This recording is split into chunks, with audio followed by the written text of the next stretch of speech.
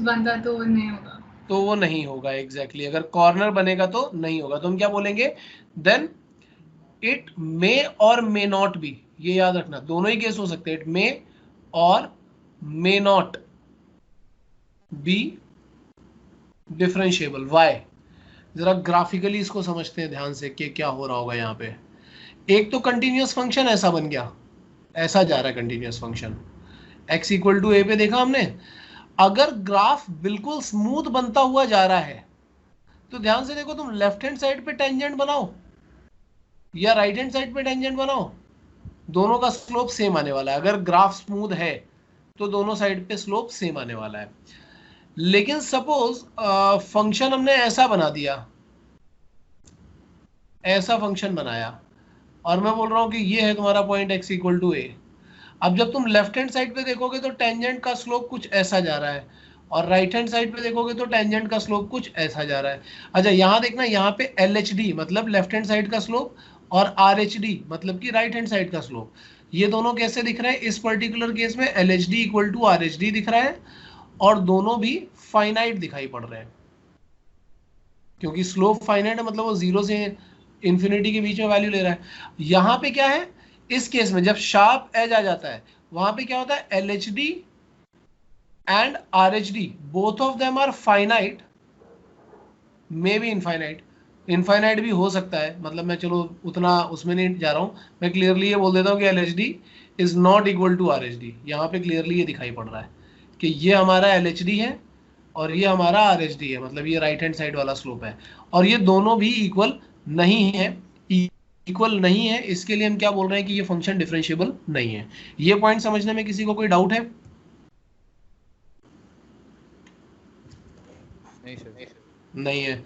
तो अब हम क्या नहीं है बोलेंगे, सर। ठीक है, अब हम क्या बोलेंगे, यहां से एक चीज क्लियर हो जाती है। क्या क्लियर हो जाता है कि अगर कभी भी ग्राफ में कोई ऐसा शार्प एज बन जाता है जैसा यहाँ पे दिखाई पड़ रहा है, अगर ग्राफ में कभी भी ऐसा कोई शार्प एज बन जाता है तो डेफिनेट सी बात है कि लेफ्ट हैंड डेरिवेटिव और राइट हैंड डेरिवेटिव अलग ही आने वाले हैं। कोई कॉर्नर आ गया या शार्प एज आ गई तो वहां पे एल एच डी और आर एच डी सेम नहीं आएगा, मतलब कि फंक्शन वहां पे डिफरेंशिएबल नहीं होगा। तो मैं यहाँ पे एक पॉइंट लिख रहा हूं कि if there is a sharp edge at x equal to a, x equal to a पे अगर कोई sharp edge है then fx is non differentiable at x equal to a, ये हमें याद रखना है, ठीक है। जैसा कि हम लोगों ने आईटीएफ फंक्शन में देखा भी था, जब आईटीएफ के लास्ट में हम लोगों ने कॉम्प्लिकेटेड ग्राफ बनाए थे तो तुम लोगों को याद होगा बहुत अजीब अजीब से ग्राफ बन रहे थे। वो कुछ कभी ऐसा ग्राफ बन जाता था, ऐसा ग्राफ बन, तो यहाँ पे भी ये शार्प एज आते थे, वहां पे फंक्शन नॉन डिफरेंशिएबल ही होगा हमेशा। अच्छा, तो यहां से देखने में हमें क्या लगता है, यहां से देखने में लगता है कि फंक्शन अगर स्मूथ है तब तो श्योरली कंटिन्यूअस होगा ही होगा, ऐसा लगता है। जैसा कि इधर दिखाई पड़ रहा है कि जैसे फंक्शन स्मूथ है तो श्योरली कंटिन्यूअस होगा। क्या ऐसा भी कोई केस हो सकता है कि फंक्शन स्मूथ हो लेकिन नॉन डिफरेंशिएबल हो? मैं क्या बोल रहा था यार, मैंने कोई गलत पॉइंट बोल दिया शायद। अगर फंक्शन स्मूथ है तो यहाँ डिफरेंशिएबल दिख रहा है, लेकिन फंक्शन स्मूथ है तो क्या कभी ऐसा हो सकता है कि वो नॉन डिफरेंशिएबल भी होगा? सर अगर वो इंफिनिटी की तरफ टेंड करेगा। Exactly exactly. अगर वो इन्फिनिटी की तरफ टेंड करेगा तो वो नॉन डिफरेंशिएबल होगा। तो हम ऐसा बोल सकते हैं कि sometimes smooth functions can also be non differentiable, क्योंकि जनरली एक हमारे दिमाग में परसेप्शन बनता है कि स्मूथ है तो डिफरेंशिएबल होगा, but sometimes smooth function can also be non differentiable, ऐसा भी हो सकता है। इसका जरा कोई केस किसी को याद हो तो बताओ जरा, कोई भी एक केस मुझे।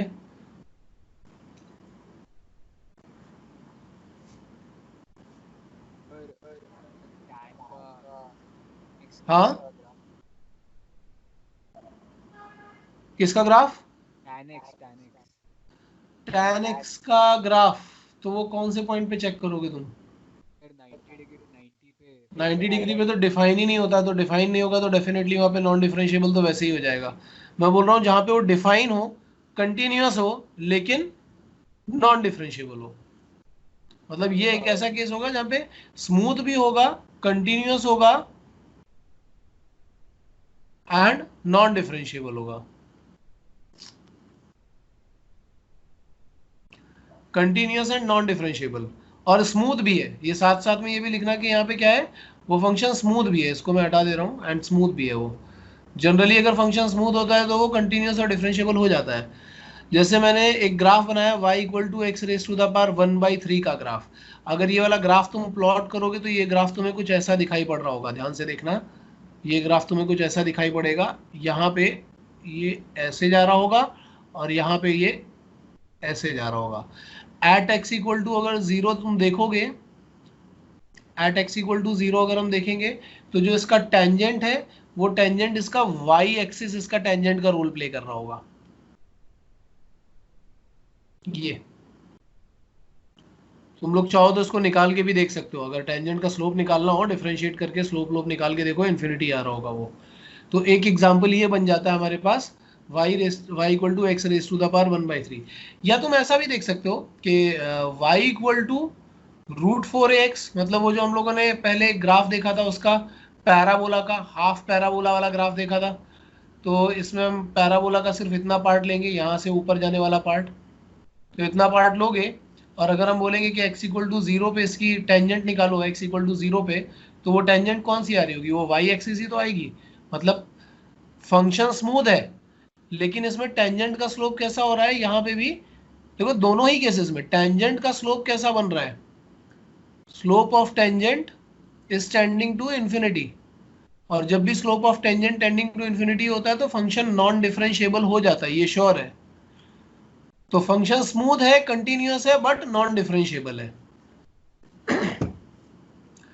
ये पॉइंट समझने में किसी को कोई डाउट आ रहा है अभी तक? नहीं सर। ठीक है, नेक्स्ट पे चलते हैं। नेक्स्ट पॉइंट मैं बोल रहा हूं कि if a function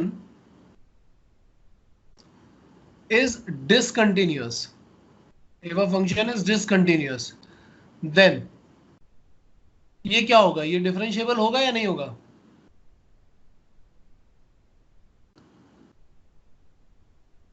आदित्य बता जल्दी से, डिफरेंशिएबल होगा या नहीं? Sir it won't be differentiable. तो ये डिफरेंशिएबल नहीं होगा। डिफरेंशिएबल क्यों नहीं होगा, बहुत क्लियर है, समझना बहुत आसान है। और मैं तुम्हें थोड़ा सा प्रॉपर कंसेप्ट देकर के समझाऊंगा, जैसे ये x इक्वल टू ग्राफिकली समझाऊंगा ताकि तुम ये इसको ध्यान से समझ पाओ। देखो मैं 2-3 केसेस लूंगा। यहाँ पे मैंने केस क्या लिया, x इक्वल टू ए पे ग्राफ लेफ्ट साइड पे ऐसा जा रहा है और राइट साइड पे ग्राफ ऐसा जा रहा है। फंक्शन का वैल्यू एग्जिस्ट भी कर रहा है, ध्यान से देखना, फंक्शन का वैल्यू भी एग्जिस्ट कर रहा है, ठीक है। मैं क्या कर रहा हूँ, राइट हैंड डेरिवेटिव को मैं ब्लैक पेन से दिखा रहा हूँ। राइट हैंड डेरिवेटिव पे अगर तुम टेंजेंट बनाओगे तो टेंजेंट का स्लोप इधर दिख रहा है, मतलब राइट हैंड डेरिवेटिव हमारा एग्जिस्ट कर रहा है फाइनाइटली।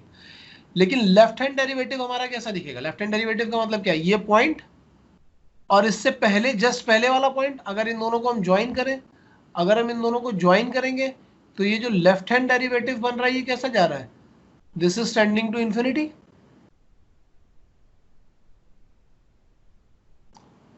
हो रहा है या नहीं? तो अगर कोई एक भी इंफिनिटी की तरफ टेंड कर गया तो सिंपल सी बात है कि फंक्शन कैसा हो जाएगा, नॉन डिफरेंशिएबल हो जाएगा, ठीक है। अब ऐसे मैं दूसरा केस लेता हूँ। दूसरे केस में मैंने क्या किया, मैंने क्योंकि differentiable function sorry discontinuous function तो कई तरह के बताए थे ना, मैंने बोला सपोज ये बना यहाँ पे और इसी तरह का ग्राफ मैंने यहाँ पे दिखा दिया। अब तुम ध्यान से देखो, यार फंक्शन का वैल्यू ही एग्जिस्ट नहीं कर रहा है।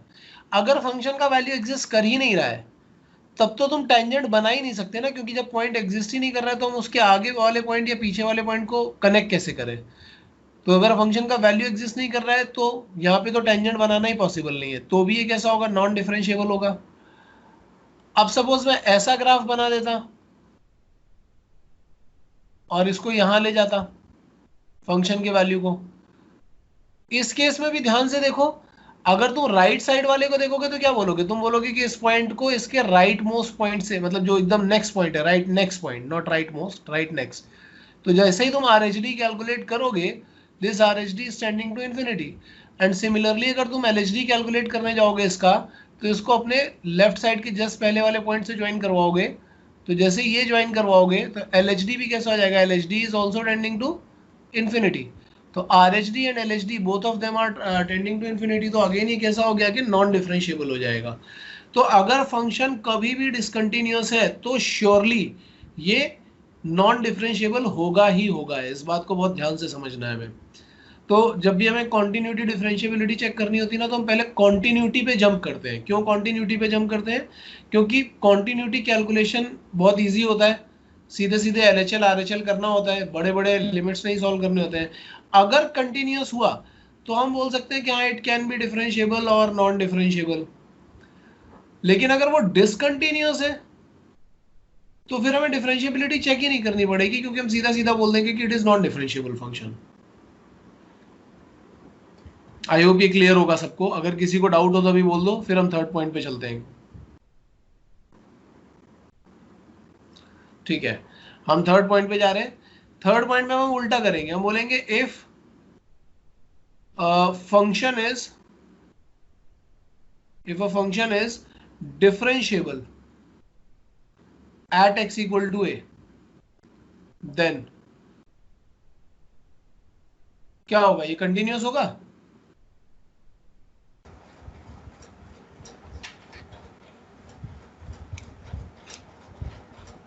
कंटिन्यूअस होगा या नहीं होगा? हाँ हाँ, डेफिनेटली कंटिन्यूअस होगा। then it is continuous at x equal to a. why? because differentiable होने का मतलब क्या है कि फंक्शन स्मूथ है, वहां पे बिल्कुल स्मूथ है, फंक्शन का वैल्यू भी एग्जिस्ट कर रहा है, फंक्शन के टेंजेंट्स भी एग्जिस्ट कर रहे हैं, तो डेफिनेटली कंटिन्यूअस तो वहां पे होगा ही होगा।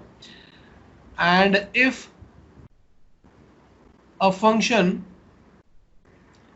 is non-differentiable at x equal to a, then it may or may not be, then it may or may not be continuous। क्योंकि कॉन्टिन्यूटी में हमने दोनों केसेस देखे हैं। डिफरेंशिएबल मतलब हमने ऐसा देखा, अगर नॉन डिफरेंशिएबल है तो हो सकता है शार्प एज हो वहां पे, ठीक है। जैसे नॉन डिफरेंशिएबल के केस में हमने शार्प एज देखा, तो शार्प एज में फंक्शन कंटिन्यूअस था। नॉन डिफरेंशिएबल के केस में हमने ये वाले केसेस भी देखे, यहाँ पे फंक्शन डिसकंटिन्यूअस भी है। तो फंक्शन दोनों भी चीजें ले सकता है। तो डिफरेंशिएबिलिटी अगर तुम डायरेक्टली चेक करने जाते हो, तुम बोलोगे हमने डिफरेंशिएबिलिटी चेक कर ली, फंक्शन डिफरेंशिएबल है तो डेफिनेटली कंटिन्यूअस होगा।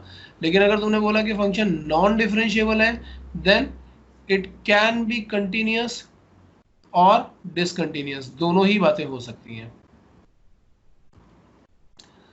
ये पॉइंट आई थिंक सबको समझ में आ रहा होगा।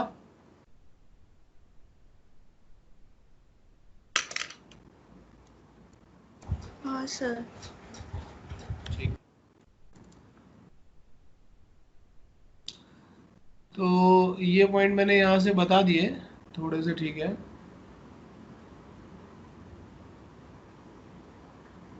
अब इसके बाद एक ही क्वेश्चन है, जैसे ये वाला क्वेश्चन सबको दिख रहा है ना, सेल्फ प्रैक्टिस प्रॉब्लम में 51, प्रॉब्लम नंबर 51।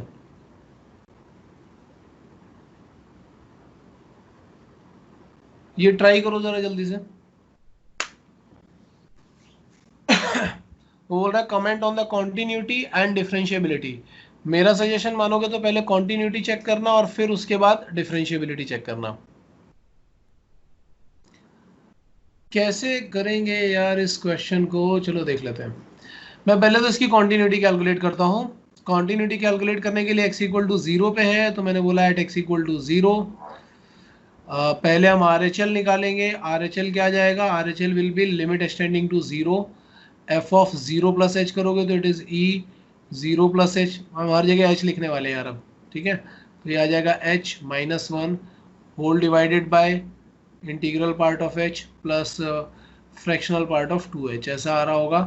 तो ये आ जाएगा limit h tending to 0, e power integral part of h तो डेफिनेटली 0 ही आने वाला है, प्लस यहाँ पे आएगा मॉड h, तो h आ जाएगा क्योंकि h पॉजिटिव नंबर ही लिया जाता है हमेशा, -1 डिवाइडेड बाई ये 0 और ये आ जाएगा 2h, क्योंकि फ्रैक्शन में 2h और 2h पूरा का पूरा, h बहुत छोटा नंबर है तो डेफिनेटली ये एक फ्रैक्शन ही रहने वाला है। यहाँ से e पावर 0 और 1 को कैंसिल कर देंगे, h और h कैंसिल करोगे तो ये आ गया 1/2। This is right hand limit. Now we are going for left hand limit, तो हम बोलेंगे it is limit h tending to 0 f of 0 minus h, तो 0 माइनस h करोगे तो e power integral part of minus h plus mod of minus h -1 upon यहाँ पे क्या आ रहा होगा, यहाँ पे आ रहा होगा integral part of minus h plus -2h आ जाएगा ये।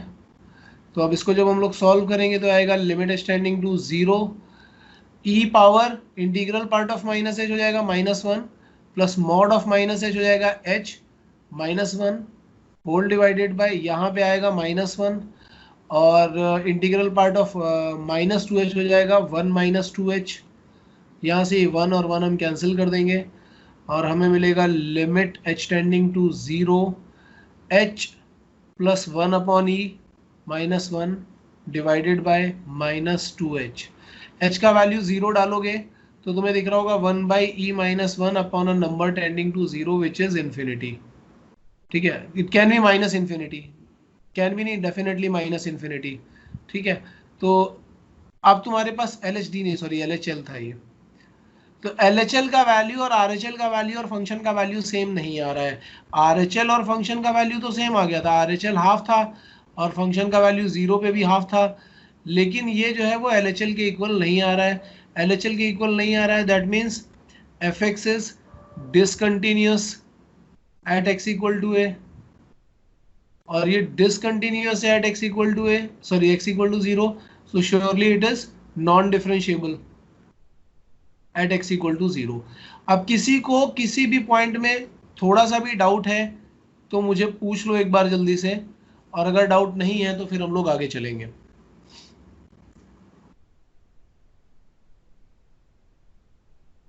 क्वेश्चन देख लो, मैंने LHL RHL निकाला है, डिफरेंशिएबिलिटी पे हमें जाने की जरूरत नहीं पड़ी है।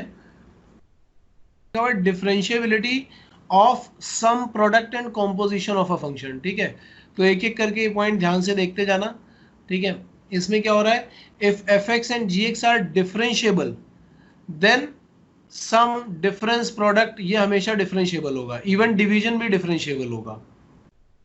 ठीक है, अगर दोनों फंक्शन डिफरेंशिएबल है, in that case sum product, sorry sum difference product division, ये सब कुछ डिफरेंशिएबल होगा।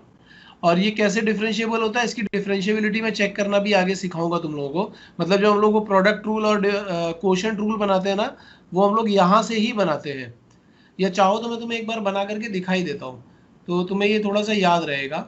और यहाँ पे मैं दिखाता हूँ, मैं इसको लिख देता हूँ, theorems on differentiability, theorems on differentiability.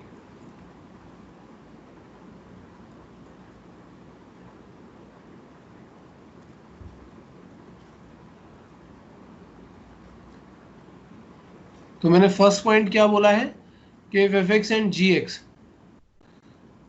if fx and gx are two differentiable functions at x equal to a, then the sum and difference, यहीं पे प्रोडक्ट कर लो, डिवीजन भी कर लो, ये सब कुछ डिफरेंशिएबल होता है।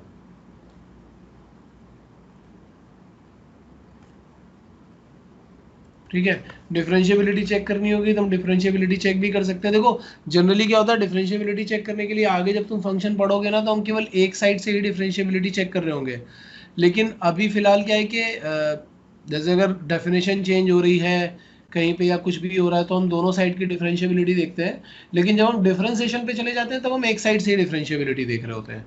तो अभी जैसे सपोज एडिशन और सब्ट्रैक्शन तो ईजी है, अब मैं तुम्हें ये बता रहा हूँ कि तुम्हें चेक करना है प्रोडक्ट फंक्शन। मैंने प्रोडक्ट फंक्शन को पी एक्स अज्यूम कर लिया, प्रोडक्ट फंक्शन है suppose F x into g x, ये है प्रोडक्ट फंक्शन, ठीक है। और डिफरेंशिएबिलिटी का डेफिनेशन तुम्हें पता है, राइट हैंड डेरिवेटिव जो हम लोगों ने निकाला था उसी को हम लोग फर्स्ट प्रिंसिपल मेथड भी बोलते हैं, तो हम वही फर्स्ट प्रिंसिपल मेथड यूज कर रहे हैं इसको चेक करने के लिए। तो प्रोडक्ट फंक्शन की अगर हमें डिफरेंशिएबिलिटी चेक करनी है, देख लेते हैं हम क्या बोलेंगे कि पी डैश एक्स जो होगा वो फाइनाइटली एग्जिस्ट करना चाहिए। तो पी डैश एक्स अगर हम निकालने जाएंगे तो वो आएगा limit extending to zero p of x plus h minus p x upon h. Method of differentiation में भी यार ये वाला फॉर्मूला डिराइव करने के लिए कभी कभी स्कूल में आता है, बोर्ड में बहुत पूछा जाता है, तो हम यही डिफरेंशिएबिलिटी में ही कर ले रहे हैं। पी ऑफ एक्स क्या हो जाएगा, it will be f x plus h into g x plus h minus f x into g x and whole divided by, यहाँ पे क्या है, होल डिवाइडेड बाय एच। तो अगर मुझे चेक करना है तो मैं इसको थोड़ा सा इसमें मैनिपुलेशन करूंगा। मैं यहाँ पे क्या कर रहा हूँ, f x plus h into g x plus h as it is रहने देता हूँ, यहाँ पे सब्ट्रैक्ट करता हूँ f x plus h into g x को, इसको सब्ट्रैक्ट किया और इसी को मैं ऐड भी करूंगा, f x plus h into g x को ऐड भी करूंगा, और जो लास्ट टर्म था उसको एफ एक्स जी एक्स रहने दिया मैंने, और फिर होल डिवाइडेड बाय एच कर दिया है। तो जब हम ये होल डिवाइडेड बाय एच कर देंगे, अब इसके बाद हम देखते हैं तो क्या आना चाहिए, देखते जाओ, लिमिट एक्सटेंडिंग टू जीरो। तुम पहले दो टर्म्स में अगर देखोगे ना तो f x plus h common निकाला जा सकता है और ब्रैकेट में आ जाएगा g of x plus h minus g x, और लास्ट वाले दोनों में क्या कॉमन, जी एक्स कॉमन निकाला जा सकता है, तो यहाँ पे आ जाएगा F of x plus h minus f x. अच्छा, होल डिवाइडेड बाय एच था, उसको अगर हम लोग स्प्लिट कर लें तो एक एच इसको मिल जाएगा और एक एच इसको मिल जाएगा। ये वाला जो मैंने इतना बड़ा स्टेप लिखा है, इसमें किसी को कोई डाउट हो तो मुझे बोल दो यार पहले।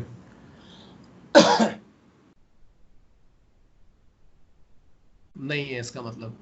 अब जब हम एच टेंडिंग टू जीरो रखेंगे, इधर देखना इसमें आ जाएगा एफ ए, और जब यहाँ limit h tending to zero रखोगे तो ये आएगा, ये मैंने ए क्यों किया, एक्स करना चाहिए यार, सॉरी। तो ये आएगा f x into g dash x plus दूसरी साइड पे आ रहा होगा g x into f dash x. तो ये प्रोडक्ट रूल तुम लोगों ने पहले पढ़ा भी होगा कि अगर हम प्रोडक्ट फंक्शन को डिफरेंशिएट करते हैं तो ये कुछ इस तरीके का आता है। और ध्यान से देखना, एफ एक्स अगर हम देखेंगे एक्स इक्वल टू ए पे, अगर हम एफ एक्स देखेंगे, चलो यहाँ पे हम देखते हैं कि पी डैश ए क्या होगा। तो पी डैश ए देखोगे तो ये तुम्हें मिल रहा होगा f a into g dash a plus g a into f dash a. अब जरा ध्यान से इसको चेक करो, एफ ए डेफिनेटली फाइनाइट है क्योंकि फंक्शन डिफरेंशिएबल है तो कंटिन्यूस होगा, तो एफ ए का वैल्यू फाइनाइट है, finite into finite plus finite into finite. तो ये वैल्यू हमें कैसी मिल रही होगी, हमें ये एक फाइनाइट वैल्यू ही मिल रही होगी, इनफाइनाइट वैल्यू नहीं मिल रही होगी। इसका मतलब क्या होगा कि प्रोडक्ट फंक्शन जो होगा वो डिफरेंशिएबल होगा। इसी तरीके से अगर हम लोग कोशेंट रूल भी डिराइव करना चाहें तो वो भी हम सेम मेथड से डिराइव कर सकते हैं। एडिशन सब्ट्रैक्शन तो इजीली किया ही जा सकता है। तो ये पॉइंट तुम्हें समझ में आ रहा होगा यार सब लोगों को। किसी को कोई डाउट है इस पॉइंट में या इस डेरिवेशन में तो मुझे एक बार पूछो।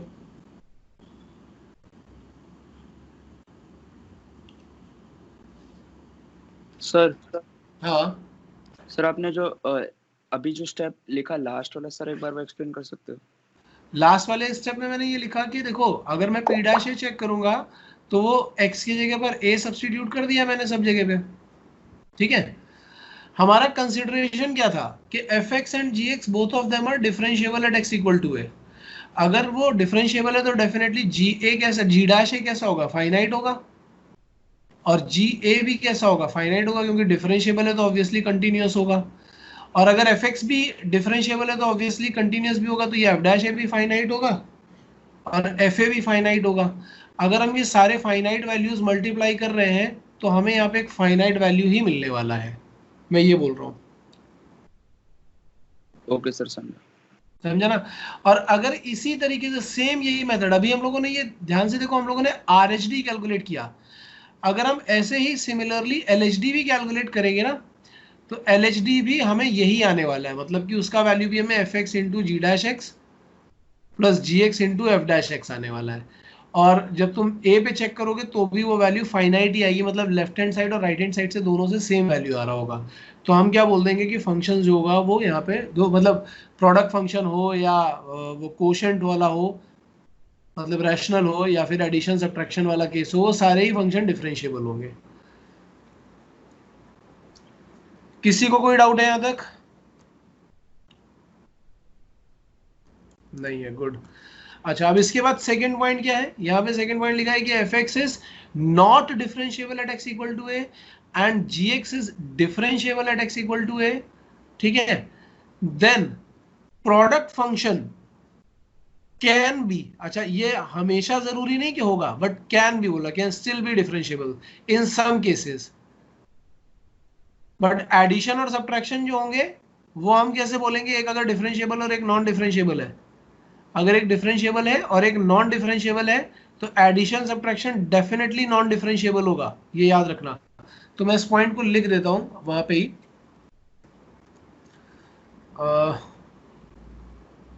ये शायद सेकंड पॉइंट है, मैं ऐसे लिख रहा हूं कि if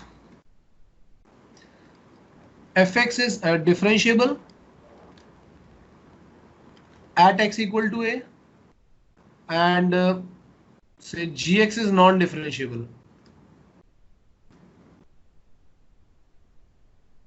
at x equal to a, then addition and subtraction, मतलब fx plus gx and fx minus gx are surely non-differentiable, but product function मतलब कि f x into g x can be differentiable और non differentiable.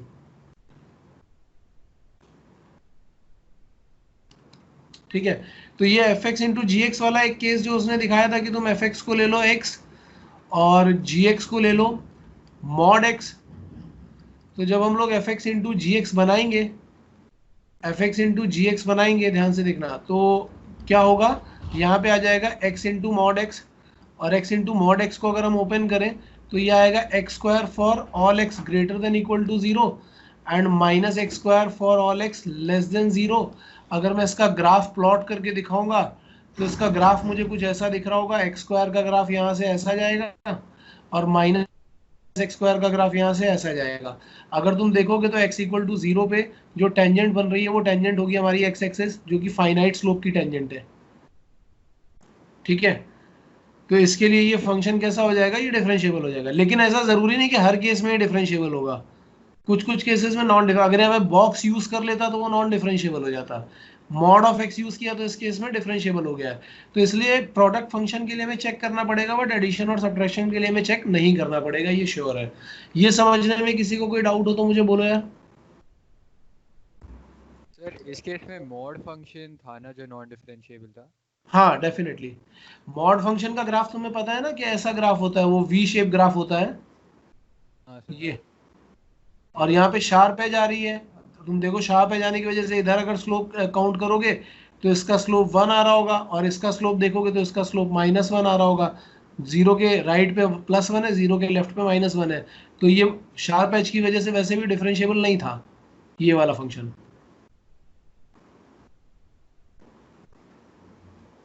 Clear है ना? हाँ sir. अच्छा next point पे चलते हैं। नेक्स्ट पॉइंट क्या बोल रहा है, if f x and g x both are non differentiable then product function can still be differentiable. वो तो क्या है कि दोनों अगर मॉड हो गए तो उस केस में हमें दिखाई पड़ रहा है।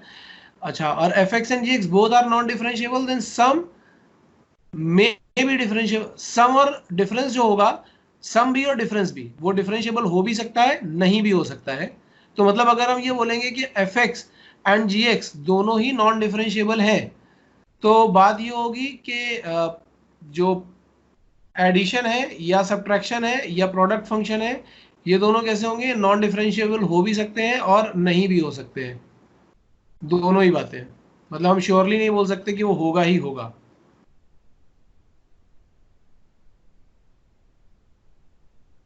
ये पॉइंट समझ में आ रहा है? आप रिपीट कर सकते हो सर एक बार? लिख देता हूं मैं यहाँ पे, if fx is non-differentiable, if fx and gx both are non-differentiable, both are non-differentiable at x equal to a, then fx plus gx है या फिर fx minus gx है या फिर fx into gx है। ये तीनों फंक्शन के लिए हम क्या बोलेंगे? मे और मे नॉट बी डिफरेंशिएबल। वो तुम डिफरेंट केसेस से भी देख सकते हो, मैथमेटिकली डिराइव करके भी चेक कर सकते हो, ठीक है ना। तो हम क्या बोलेंगे? इट मे और may not be differentiable.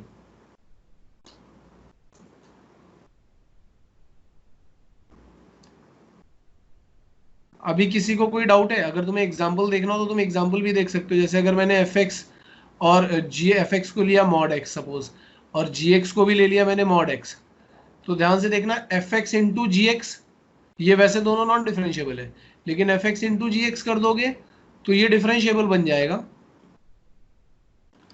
fx plus g x करोगे तो ये नॉन डिफरेंशिएबल रहने वाला है, और fx माइनस जी एक्स करोगे तो वो जीरो आ जाएगा, तो वो क्या हो जाएगा? वो डिफरेंशिएबल बन जाएगा। तो इसलिए हम कुछ बोल नहीं सकते इन तीनों पे, और वो डिपेंड करेगा फंक्शन टू फंक्शन। जैसे मैंने मॉड एक्स ले लिया था, लेकिन अगर मैं इंटीग्रल पार्ट ऑफ एक्स ले लेता या फ्रैक्शनल पार्ट ऑफ एक्स ले लेता तो कुछ और ही स्टोरी चल रही होती वहां पे। और अगर लाइक एक फंक्शन का आंसर मतलब सिर्फ जीरो ही आ रहा है, हाँ, क्या क्या? मतलब fx माइनस gx हमेशा ही जीरो है ना सर? हमेशा जीरो नहीं, वो इस केस में जीरो है। हाँ सर, मतलब अगर, इसी केस में हाँ तो इस उसको केस, डिफरेंशिएट कैसे करेंगे?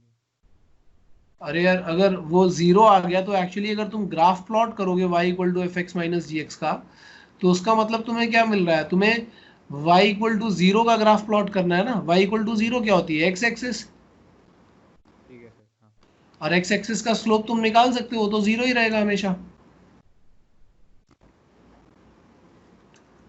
क्लियर है? हाँ सर। अच्छा, एक पॉइंट इन्होंने यहाँ पे थोड़ा पहले ही ऐड कर दिया है, वो जो लास्ट में मैं देख रहा था ना, फिफ्थ प्रॉपर्टी करके इसने दिखा दिया है यहाँ पे। देखो नीचे इसने ये दिखाई है फिफ्थ प्रॉपर्टी। ये एक्चुअली मैं लास्ट में करवाता हूँ फिफ्थ प्रॉपर्टी, इतनी जल्दी नहीं करवाता, बट चलो ठीक है, यहाँ पे करवा दी है तो मैं तुम्हें ये करके बता देता हूँ एक बार। हम लोगों ने तीन लिखे थे, यहाँ पे चौथा पॉइंट लिख रहे हैं।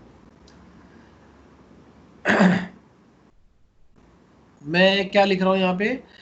Limit h tending to zero f of a plus some function of h, जैसे मैंने लिख दिया ph, minus f of a plus some function of h, यहाँ पे लिख दिया gh, whole divided by ph minus gh। तो हम बोलते हैं कि इसका वैल्यू आ जाता है f डैश a।